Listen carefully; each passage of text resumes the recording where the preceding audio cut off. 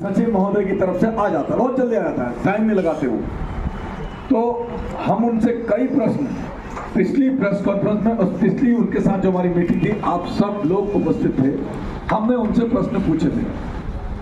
एक और मैं सार्वजनिक रूप से कह रहा हूँ, थोड़ा सा कष्ट हमको होता है, हमने इतने साल इस शहर के अंदर राजनीति करी है और हम किसी विषय को अगर उठाते हैं तो हाथ जोड़ के फिर एक हमारी पत्रकार बंधुओं से कि हमारी जो जब उसमें अंदर कुछ अलग अलग शब्दों से संबोधित किया जाता है तो हमारी भावनाओं को रियली में ठेस पहुंचती है। मैं इस बात को माफी के साथ पहले ही माफी मांग रहा हूं कि आप सब लोगों को बुरा नहीं लगना चाहिए, बट ये एक बड़ा कटु सत्य है कि हमको इस तरीके से प्लीज संबोधित ना करा जाए।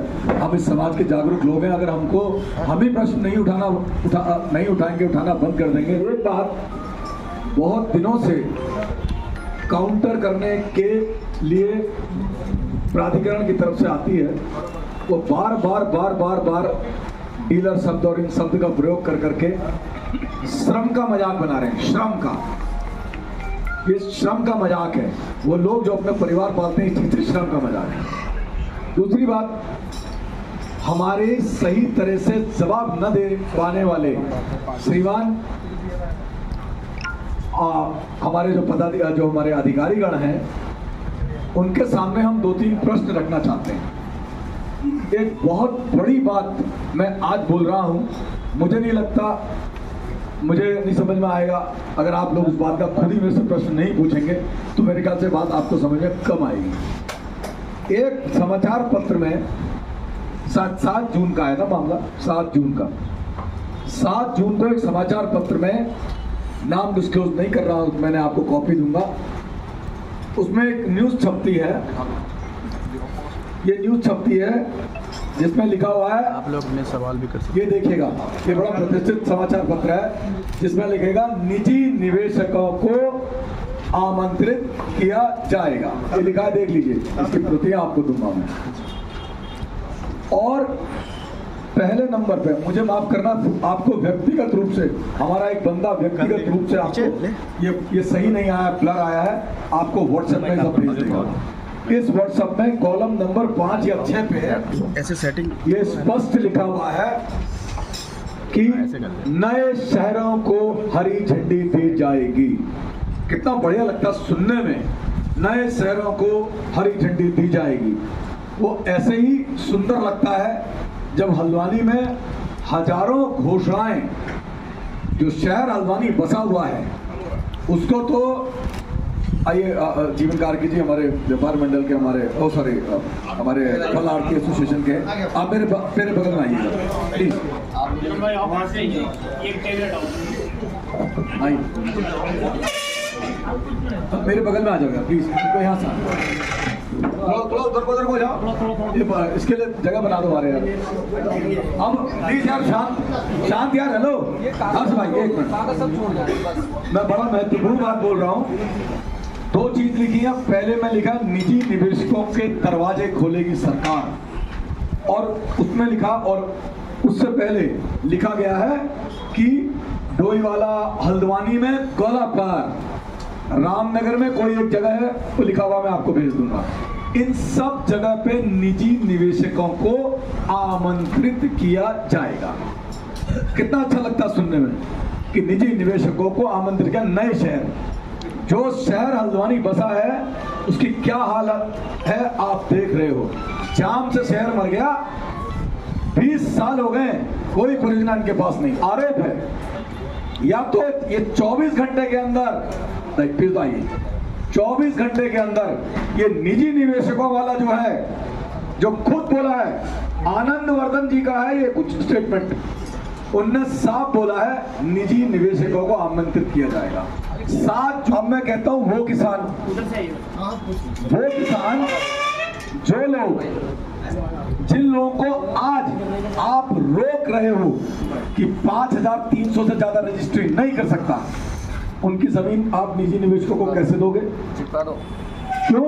क्योंकि प्राधिकरण की तरफ से एक ठेकेदार आएगा, एक ठेकेदार आएगा, वो सारी भूमि निजी निवेशक के नाम पर अधिग्रहित करेगा। स्पष्ट लिखा, ये मेरा नहीं है, ये मैंने नहीं छपा, प्रतिष्ठित अखबार की ये कटिंग है।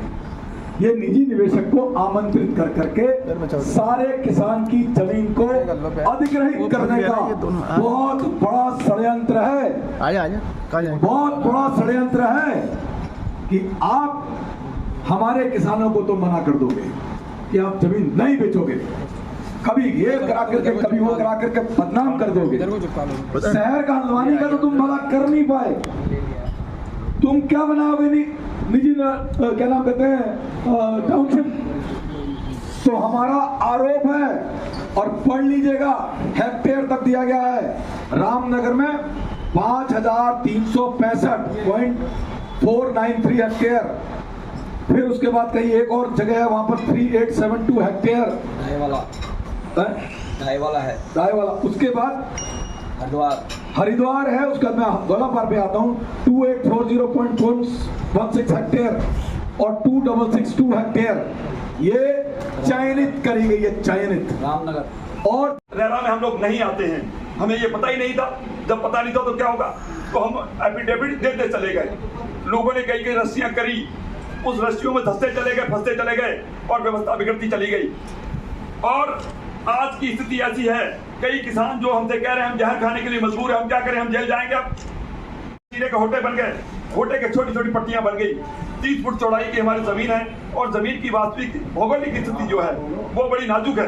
अगर गांव के अंदर की सड़क जाती है 15 फुट की है और रास्ता बहुत सकरा है, पतला है और जमीनों की चौड़ाई बहुत कम है और ये नियम लाता है, तो उसके लिए कोई अपराध वाली बात नहीं है। पर ये मामला किसानों का है, ये लड़ाई किसानों की है।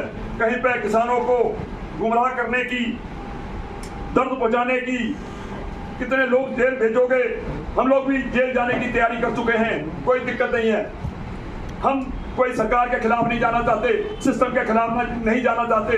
हम तो सरकार के महामहिम जो हमारे पदाधिकारी लोग हैं, जो हमारे विधायकगण हैं, जो हमारे केंद्रीय मंत्री हैं, हम उनसे भी अनुरोध करेंगे, उनसे आग्रह करेंगे कि आप जल्दी से जल्दी हमारी इस बीमारी का इलाज कीजिए, वरना हमें महापंचायत बुलाने के लिए मजबूर होना पड़ेगा। हमने निर्णय ले लिया है, बहुत जल्दी हम महापंचायत बुलाएंगे। और तहसील परिसर में हमारा रस्सी रोकने का कोई पर्पज नहीं था बहुत ज्यादा, क्योंकि किसानों का डर था कि हम इतनी जमीन बेचेंगे तो फंस जाएंगे। तौलिया पहने खेतों में रहता है, जो कि हल्द्वानी शहर भी महीने सालों में आता है। तो मुझे जो ये नया शहर बसाने के निजी निवेशक कहा जा रहा है, ये कब है, क्या है? मैं तो शासन प्रशासन से ये पूछना चाहूंगा कि ये क्या है? क्या हम गौलापार वाले अगर शहर बसता है तो हम इसको क्या माने? जब हम हल्द्वानी शहर में नहीं पहुंच पाते तो ये नया शहर हमें क्या चाहिए, क्या किसान को चाहिए? किसान इस बात को सुनकर वैसे ही रो पड़ेगा, क्योंकि वो किसान हमेशा फावड़ा चलाने की आदत होती, वो दिन में धूप हो या बारिश हो, उसको शहर से इतना व्यापार से उसको कोई मतलब नहीं रहता। वो सोचेगा मैंने आज खाद डालनी है, उसकी प्लानिंग रात से हो जाती है कि मैंने आज खाद डालनी है, आज मैंने बीज बोना है, आज मैंने पहुंच ट्रांसफर करनी है।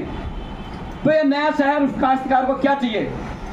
सरकारी डीलर लाना होता है। दूसरी बात कि सरकार की मंशा यह है कि हम यहाँ नया डीलरों को ला करके नया शहर बसाएंगे और नई सरकारी डीलर लाएंगे। जैसे कि आपने देखा होगा, इससे पहले शराब का काम चलता था और इस बड़े बड़े डीलर बैठते थे, और मैंने देखा, मुझे आज भी याद है, इस गोला में भी गोला खनन जब होता था बहुत बड़ा डीलर बैठा हुआ था। यह आपको याद होगा महोदय। मैं आपसे इस प्रशासन से ये पूछना चाहता हूं कि ऐसा किसान के साथ क्या अन्याय है? अगर किसान रो पड़ेगा तो